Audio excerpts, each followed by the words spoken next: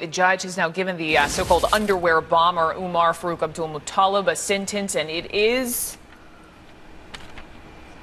life in prison. It's life in prison on the counts that he was applicable for that.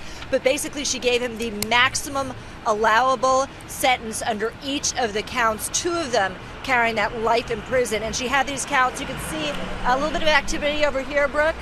What they're doing is they're blocking the road, which means that AbdulMutallab is going to be coming out.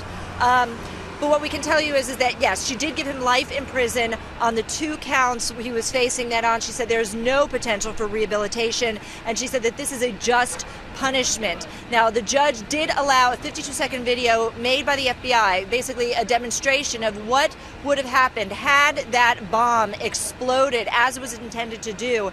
The explosion was very, very loud, and during it, AbdulMutallab said, "God is great, God is great," something that he also said as he was being led out of the court in handcuffs. He has 10 days to appeal, but he's going to be spending a very long time in prison. He'll spend the rest of his life in prison. As a matter of fact, when the judge said, as she's reading sort of the formal reading, she says, "upon release," which is never going to happen, and then she kept on reading. So yes, she gave him the maximal amount under the law. Brooke? Okay, so we have his reaction and the sentence there, life with those on those 2 different counts. But what about these different people who were on board the plane? I know a flight attendant you said earlier spoke. How do they feel about all of this?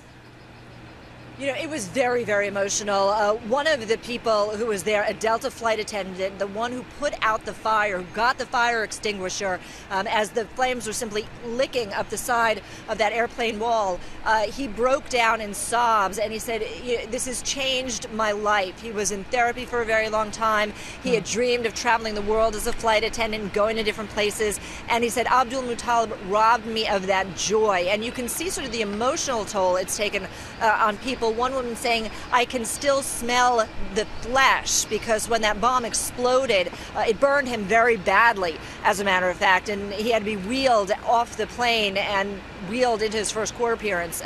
But so she says she's plagued with those nightmares. So it's really impacted them very deeply in terms of how they fly. They put on a brave face. The